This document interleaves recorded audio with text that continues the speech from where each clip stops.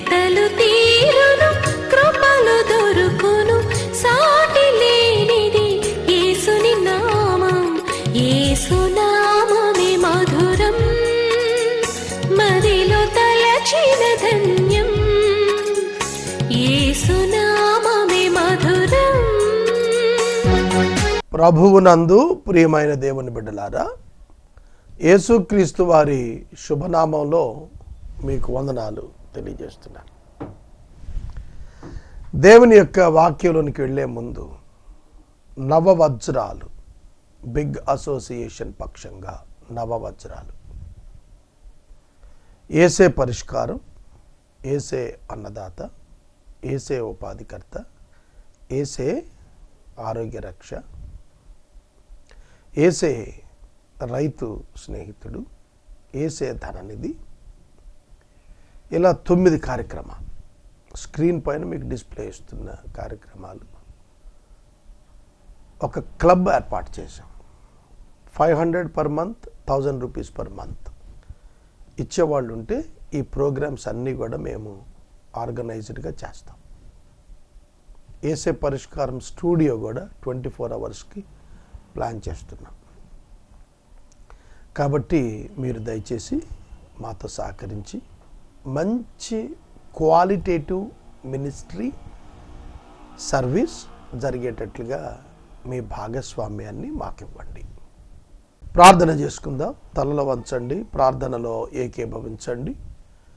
మమ్మలను మిక్కిలిగా ప్రేమిస్తున్న మా ప్రియ పరలోకపు తండ్రి, మీకు వందనములు స్తోత్రములు చెల్లిస్తూ ఉన్నాము.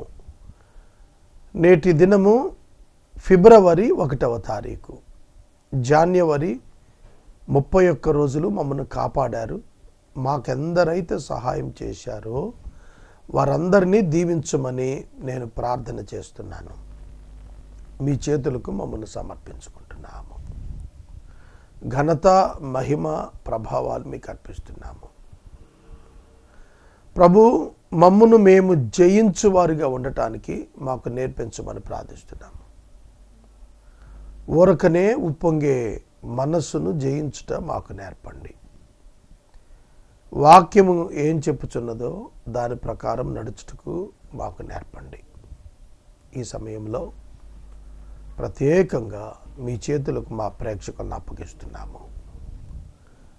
వీరి క్షేమం కొరకు వీరితో మాట్లాడండి. ఘనత మహిమ ప్రభావాలు మీరు పొందండి. యేసు ప్రభువు పేరిట అడుగుచున్నాము తండ్రి, ఆమెన్. ప్రియమైన దేవుని బిడ్డలారా, కొలసీ పత్రిక 3వ అధ్యాయము 22వ వచనం. కొలసీయులకు పౌలు రాసినటువంటి పత్రిక 3వ అధ్యాయము 22, 23 వచనాలు. 22, 23 వచనాలు.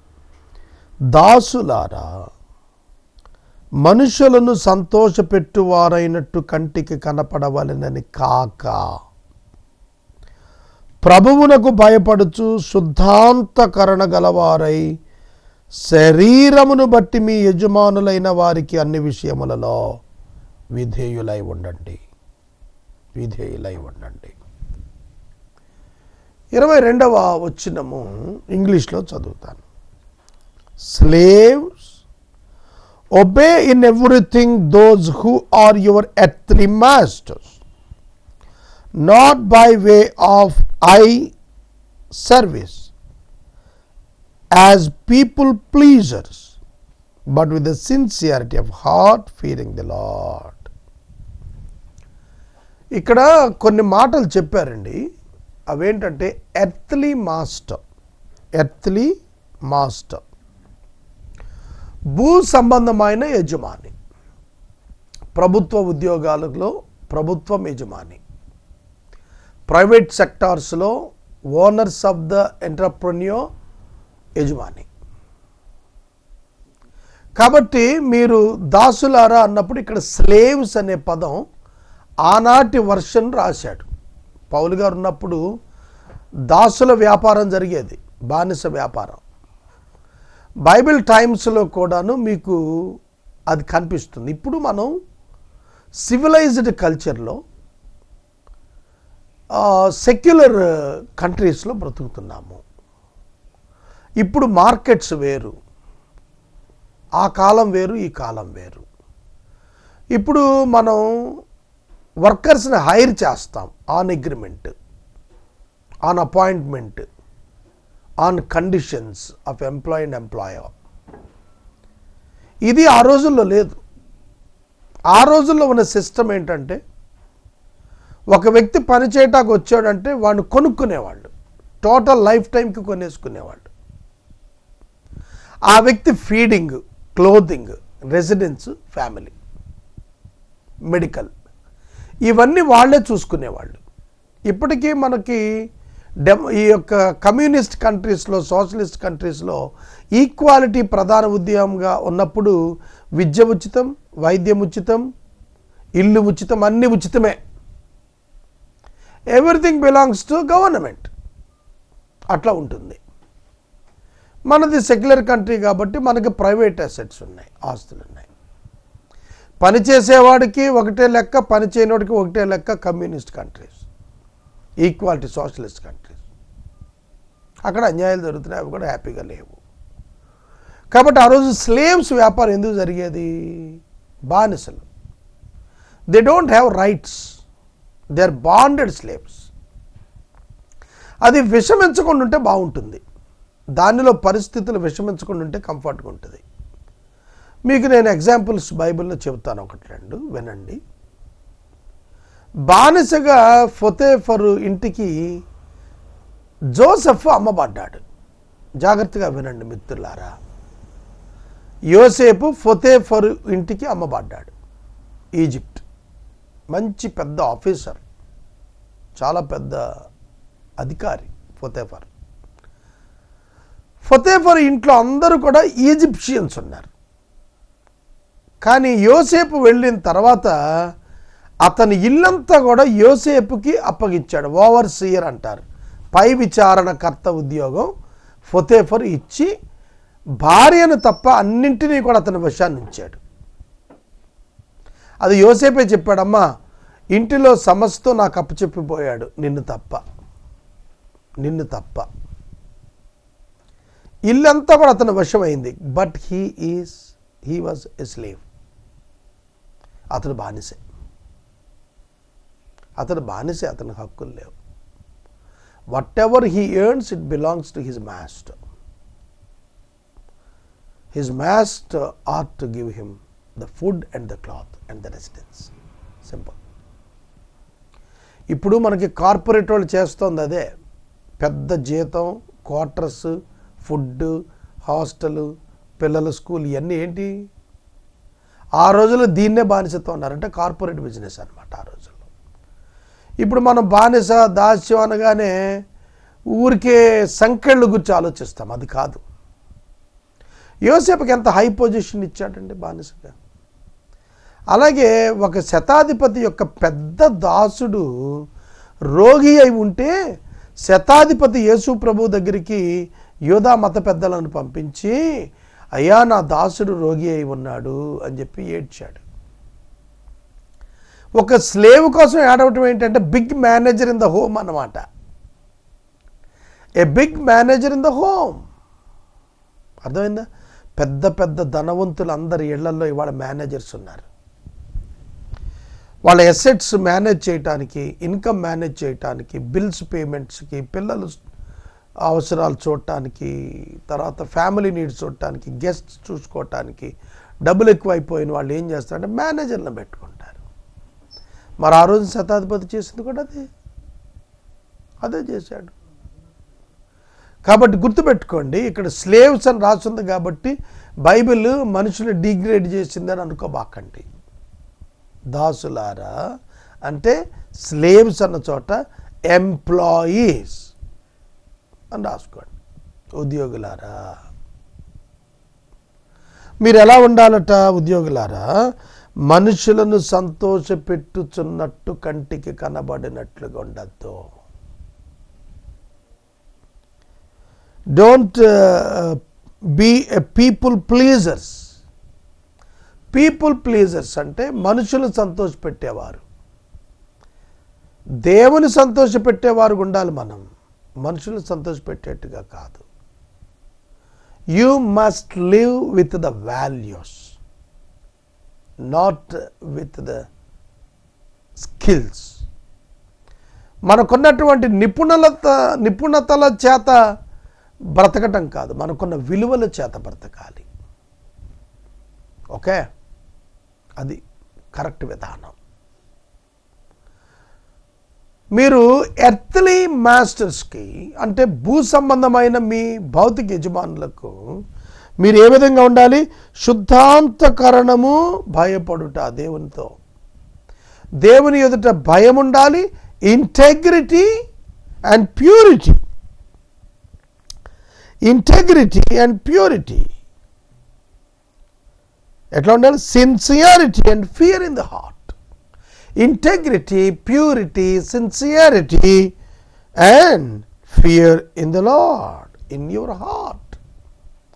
నీ హృదయంలో ఏం కలిగి ఉండాలి? నీ హృదయంలో ఒక మహోన్నతమైనటువంటి, ఉన్నతమైనటువంటి చక్కటి భయం దేవుని పట్ల కలిగి ఉండాలి. Don't act like people pleasers. Have the integrity. అర్థమవుతుందా? శుద్ధాంతకరణ, సిన్సియారిటీ. ఏంటంటే సిన్సియారిటీ, శుద్ధాంతకరణ. Be sincere at your work and work place and for work and with work. నీ పని కొరకు, నీ పనితో నీవు ఎలా ఉండాలి? చక్కటి యథార్థతతో, చిత్తశుద్ధితో ఉండాలి, నమ్మకత్వంతో ఉండాలి. Be sincere at your work. Be sincere at your work. ఇవాళ చాలామంది ప్రభుత్వ ఉద్యోగాలు చేస్తున్నారు, పర్టికులర్లీ మెడికల్ డిపార్ట్మెంట్లో. వాళ్లకు ప్రిస్క్రైబ్డ్ 8 hours డ్యూటీ ఉంటుంది. ఆ డ్యూటీలో బయటికి వెళ్ళకూడదు. They should not have their own business in that 8 hours duty time. కాబట్టి తర్వాత వైద్యం చేసుకోవచ్చు. కానీ వాళ్ళు ఎట్లా ఉంది సమాజం? ఒక చోట డబ్బు ఇస్తే అక్కడికి వెళ్ళిపోతున్నారు ప్రైవేట్ వైద్యులు. ఇంకొంచెం ఎక్కువ డబ్బు ఇస్తారంటే అక్కడికి వెళ్ళిపోతున్నారు. No stability. ఇవాళ సొసైటీ అంతా ఎట్లా అయిపోయిందంటే గ్రాబింగ్ అదర్స్ ఇన్కమ్, మరొకరికి వచ్చే ఆదాయాన్ని లాక్కోవటం, exploitation of the weaknesses of others. ఇతరుల యొక్క బలహీనతలను ఏం చేయటం? వినియోగించుకుని లబ్ధి పొందటం. ఇవాళ ఇది చాలా దారుణమైపోయింది. నేను చూశానండి ఈ మధ్యకాలంలో, very recently I saw many examples. చాలా చూశానండి నేను. ఏంటో చెప్తాను. ఇవాళ ఒక వ్యాపారమే కానివ్వండి, ఒక ఉద్యోగమే కానివ్వండి, శుద్ధాంతకరణంతో, సిన్సియర్గా, దేవుడు నన్ను చూస్తున్నాడనే భయంతో, మనుషులని నేను సంతోషపెట్టడం ముఖ్యం కాదు. I should commit myself to my work. I should justify my work and my salary అని ఎప్పుడైతే పనిచేస్తామో you can be treated as the true Christian. మీరు పని చేయకుండా జీతం తీసుకోవటం ఏంటి? మీ పనిలో మీరు లంచాలు అడగటం ఏంటి? లంచగొండులు నరకానికి వెళ్ళిపోతారు. స్ట్రైట్గా మాట్లాడుతున్నారు. లంచగొండులైన వారు ఎక్కడికి వెళ్ళిపోతారు? అగ్నిగుండానికి వెళ్ళిపోతారు. ఎందుకు బాబు లంచం తీసుకుని నరకానికి వెళ్తావు? ఉన్న జీతంతో తృప్తి పడవచ్చు కదా.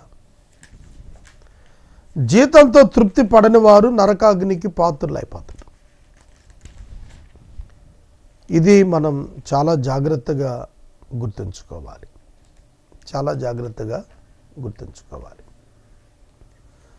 పరిశుద్ధ లేఖనాలు మనకు ప్రకటన గ్రంథంలో తీర్పును గురించి రాశాడు.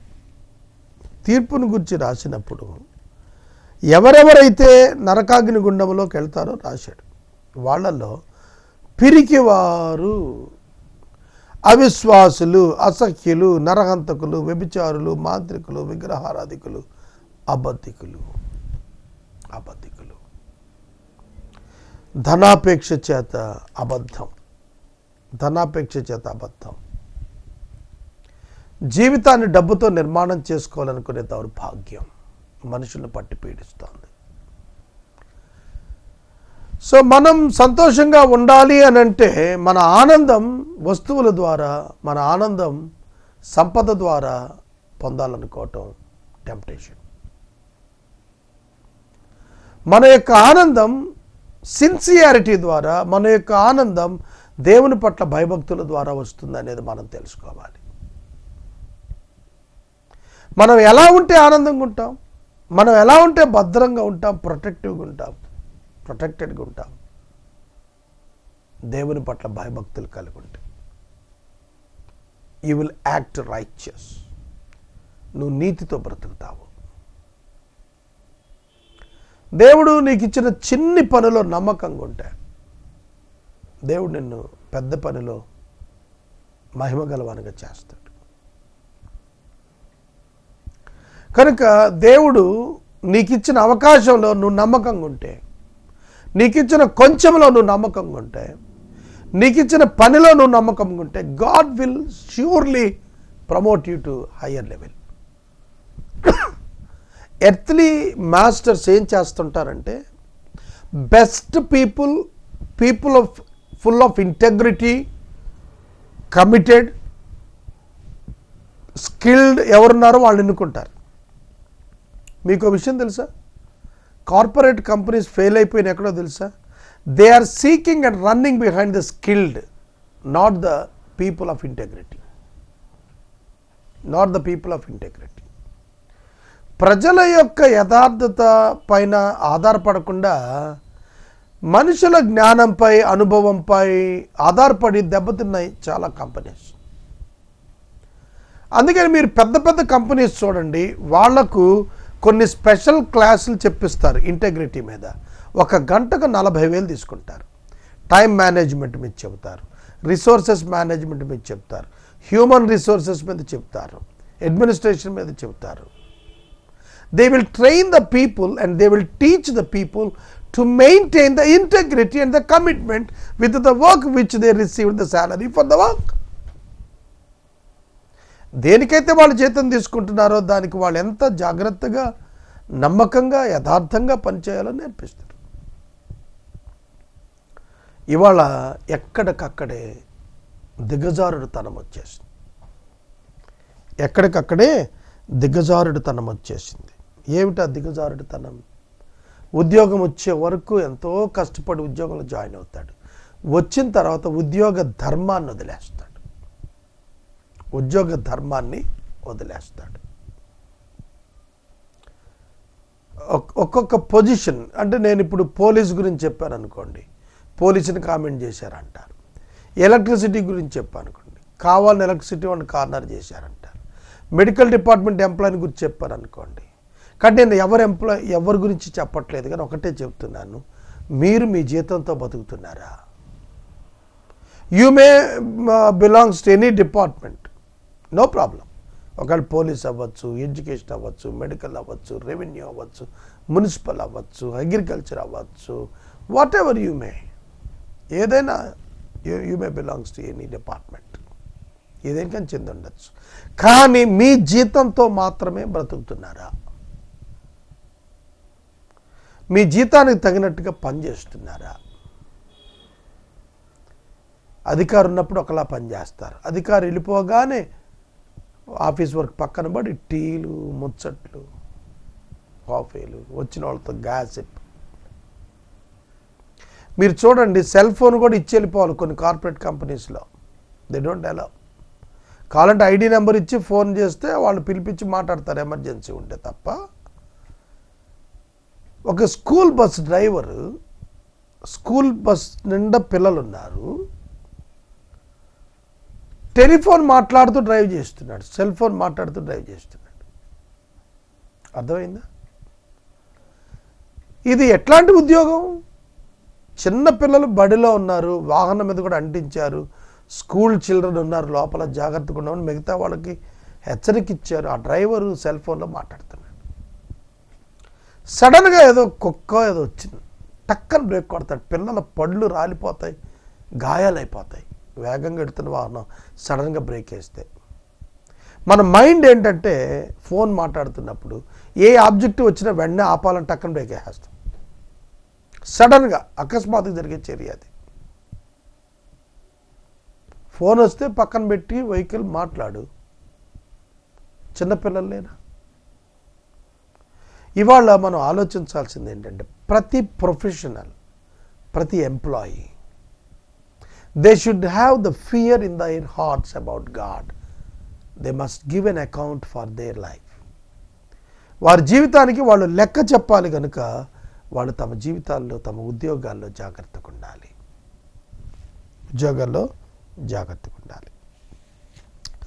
ప్రభువులుగా ఉన్నటువంటి వాళ్ళు కూడా వాడు 4వ అధ్యాయంలో చెప్పాడు వాళ్ళకి. 4వ అధ్యాయం చెప్పినప్పుడు నేను ప్రభువులు అంటే ఎంప్లాయర్స్, ఎంప్లాయర్ అంటే ఉద్యోగం కల్పించినాడు, ఎంప్లాయీ అంటే ఉద్యోగి. ఉద్యోగం కల్పించేవాడు ఎట్లుండాలని 4వ అధ్యాయంలో మనం చెప్పుకుందాము. ఇక్కడ యజమానులైన వారికి అన్ని విషయాలలో విధేయులై ఉండాలి. అన్ని విషయాల్లో whatever you do, work heartily as for the Lord and not for men. మనుషులకు చేసినట్టుగా కాదు, దేవునికి చేస్తున్నట్టుగా లోబడి ఉండమన్నాడు. Knowing that from the Lord you will receive the inheritance as your reward. You are serving the Lord Christ. For the wrongdoer will be paid back for the wrong he has done, and there is no partiality. అన్యాయం చేసిన వాడికి అన్యాయం కొలది లభిస్తుంది, పక్షపాతం ఉండదు. మనస్ఫూర్తిగా చేయండి, మీరేం చేసినా అది ప్రభు కోసం అన్నట్టుగా చేయండి. Be committed to the work. ఒక పాస్టర్గా నువ్వు పనిచేస్తే చర్చ్ కొరకు కమిట్మెంట్ ఉండాలి. నువ్వు ఒక టీచర్గా పనిచేస్తే నీ స్కూల్ చిల్డ్రన్ కొరకు, నీ మీద ఆధారపడిన చిల్డ్రన్ కొరకు నీ కమిట్మెంట్ ఉండాలి. నువ్వు ఒక వైద్యునిగా పనిచేస్తే నీ యొక్క పేషెంట్స్ పట్ల నీకు ఒక కమిట్మెంట్ ఉండాలి. నువ్వు ఒక కార్మికుడిగా పనిచేస్తే నీ ఇండస్ట్రీ పట్ల నీకు కమిట్మెంట్ ఉండాలి. నువ్వు ఒక లాయర్గా పనిచేస్తే నీ క్లయింట్స్ పట్ల నీకు కమిట్మెంట్ ఉండాలి. Right friends? Yes, you must be responsible, you must be fearful, you must be thankful, you must be sincere. నువ్వు చాలా జాగ్రత్తగా పనిచేయాలి. ఒక ఐఏఎస్ ఉద్యోగికి ముసోరీ తీసుకొని పోయి ఒక 12 months 18 months ట్రైనింగ్ ఇస్తారు. ఎందుకు? ఒక జిల్లాని నడిపించాలంటే, ఒక శాఖను పరిపాలించాలి అంటే వాళ్ళకు చిన్న ఉద్యోగం నుంచి ఏమేం పనులు చేస్తారో, పరిధి ఏమిటో, అవకాశాలు ఏమిటో అన్నీ నేర్పిస్తారు. ఎందుకంటే he is the only one to show the solution for any kind of problem for any employ in any department in the district. అర్థమైందా? ఎంఆర్ఓ లెవెల్కి గ్రూప్ 2Bలో కొంచెం లిటిల్ ట్రైనింగ్ ఉంటుంది, ప్రొబేషనరీ పీరియడ్ అని ఉంటుంది. అందులో they'll provide the training for them. They'll teach them to learn the things how to organize the mandal. ఒక టీచర్కి ఒక ట్రైనింగ్ ఉంటుంది. ఏమండి, ఏబిసిడీలు నేర్పించడానికి 2 సంవత్సరాలు బిఈడి చదవాలా? ఎస్. చైల్డ్ సైకాలజీ తెలియాలా, ఎట్లా ఎఫెక్టివ్గా ముద్ర పడాలి, హృదయంలో అన్నట్టుగా చెప్పాలో తెలియాలా. ఏమీ చెప్పకుండా, ఏమీ చేయకోకుండా చేస్తే ఎట్లా అండి? ఎవడైనా ఏబిసిడీలు నేర్పించగలుగుతాడా? దానికి 2 ఏళ్ల ట్రైనింగ్ అవసరమా? అవసరమే. కాబట్టి దాసులారా, ఏమన్నాడు? దాసులారా, మనుషులు సంతోషపెట్టువారైనట్టుగా ఉండకండి. You are not here to please the people, you are here to please your God Almighty who is your saviour. నీ రక్షకుడైనటువంటి నీ దేవుణ్ణి నువ్వు సంతోషపెట్టేవాడుగా ఉండాలి తప్ప మరొకటిగా నీవు ఉండరాదు. మరొకటిగా నీవు ఉండరాదు. రైట్? అర్థమవుతుందా మీకు నేను చెబుతాను? మనం దాసులం, మన జీవనోపాధి అది. ఎంత జాగ్రత్తగా ఉండాలి. పాత నిబంధన నుంచి ఒక ఇన్సిడెంట్ చెప్పి ముగిస్తాను నేను. ఓల్డ్ టెస్టిమెంట్లో ఒక వ్యక్తి ఎవడైనా దాసుడిగా వచ్చాడు, ఒక యంగ్ మ్యాన్, ఒక 21 సంవత్సరాల వాడు దాసుడిగా వచ్చాడు ఒక ఇంటికి. ఆ యజమానుడు ఏం చేస్తాడంటే ఆ దాసుడిని చాలా ప్రేమగా చూసుకొని వాడికి పెళ్లి చేస్తాడు. పెళ్లి చేసిన తర్వాత వాడికి ఒక ఇల్లు ఇస్తాడు. ఆ వాడి భార్యను చక్కగా పోషిస్తాడు యజమానుడు. అప్పుడు జరిగేది ఏమిటంటే పిల్లలు పుడతారు. ఈ పిల్లలు భార్య కూడా ఎవరి సొత్తో తెలుసా? యజమానుడి సొత్తే, దాసుడి సొత్తు కాదు. వాడికి ఒక టెన్యూర్ ఆఫ్ పీరియడ్ ఉంటుంది, అగ్రిమెంట్ టైం ఉంటుంది. ఓకే, నేను 5 సంవత్సరాలు పనిచేస్తాను నీ దగ్గర అన్నాడు అనుకోండి, 5 ఏళ్ళకి వదిలేయాలండి. యాకోబు మామగారింట 7 ఏళ్ళు 7 సంవత్సరాలు ఒప్పందం పడి 21 సంవత్సరాలు పనిచేశాడు కదా. కాంట్రాక్ట్ ఎంప్లాయ్మెంట్ అన్నమాట అది. కాబట్టి అలాగా ఎవరైనా చేయాలా. అలా చేసేవాడు భార్య పిల్లలను ప్రేమించాడు. టెన్యూర్ ఆఫ్ ద ఎంప్లాయ్మెంట్ అయిపోయింది. తను ఇచ్చినటువంటి మహిళను తిరిగి యజమానుడికి ఇచ్చేయాలి. బిడ్డలు అతని యజమానుడి యొక్క ఫలాల కింద వాళ్ళకి ఇచ్చేయాలి. అప్పుడు వాడు వచ్చి, అయ్యా నేను 5 years పనిచేశాను, ఇప్పుడు నా భార్య పిల్లలను వదిలి వెళ్ళలేను, నేను శాశ్వత దాసుని అవుతాను నీకు అని అంటే తలుపు దగ్గరికి తీసుకెళ్ళి చెవిని కదురుతో కొట్టాలన్నాడు. అంటే చెవికి ఒక రంధ్రం చేస్తారు. వాడు పర్మనెంట్ స్లేవ్ అవుతాడు. అప్పుడు కంప్లీట్గా రెస్పాన్సిబిలిటీ వైఫ్ ఫ్యామిలీతో అందరితో కలిసి ఆ యజమానితో ఉండిపోతాడు. మన దేశంలో కూడా జమీందారీ వ్యవస్థ కాలంలో ఇట్లాంటివి సాగాయి. ఇక్కడ మనం చూడాల్సింది ఏంటంటే relationship between employ and employer. వాళ్ళ మైండ్ సెట్ ఎట్లా ఉండాలి, యాటిట్యూడ్ ఎట్లా ఉండాలో చెప్పాడు ఇక్కడ పౌలు గారు. కనుక మీరు పనిచేసే దాని పట్ల కమిట్మెంట్తో ఉండండి. నాకేసే పరిష్కారంలో దేవుడు వాక్యం చెప్పే కృప ఇచ్చాడు, దానిలో నేను కమిటెడ్గా ఉన్నాను లేదో చెక్ చేసుకోవాలి. నేను ఆర్గనైజేషన్లో పనిచేసే వాళ్ళు కమిటెడ్గా ఉన్నారు లేదో చెక్ చేసుకోవాలి. ఇప్పుడు నేను ఇస్తున్న టీవీ ప్రాజెక్ట్ యొక్క బ్యూటీ టెక్నీషియన్ మీద ఆధారపడి ఉంటుంది. రఫ్గా సాఫ్ట్గా పైనుంచి కిందకు ఒకేలా చూయించేయచ్చు, మధ్యలో వాక్యాలు వేయచ్చు, మధ్యలో కొన్ని ఇంపార్టెంట్ అనౌన్స్మెంట్స్ ఇవ్వచ్చు, కింద స్క్రోలింగ్ ఇవ్వచ్చు. It's all depends upon the worker who is working as the technician. Okay, కాబట్టి మీ ఫుల్ మైట్, మీ పూర్తి శక్తి, జ్ఞానం, బలం మీరు ఇష్టపూర్వకంగా వాడితే మీ పని స్థలం నందన వనం, మీ పని స్థలం పరలోకంలో మారిపోతుంది. కాబట్టి it is in your heart. You can create a beautiful atmosphere around you at your work place. నీ పని స్థలంలో నువ్వు అద్భుతమైన ఒక చక్కటి వాతావరణం నువ్వు కల్పించుకోగలుగుతావు. ప్రార్థన చేస్తాను. మమ్మల్ని మిక్కిలిగా ప్రేమిస్తున్న తండ్రి, వందనాలు, స్తోత్రాలు. వాక్యమైన బిడ్డలను దీవించండి. నాతో భాగస్థులై నవవజ్రాలు పరిచర్య చేయుటకు ప్రజలకు మనస్సు ఇవ్వండి. యేసు నామమున వేడుచున్నాము తండ్రి, ఆమెన్. తండ్రి అయిన దేవుని ప్రేమ, కుమారుడిని యేసయ్య కృప, పరిశుద్ధాత్మ దేవుని యొక్క అన్యోన్య సహవాసం సదా మనందరికీ తోడైండును గాక. ఆమెన్.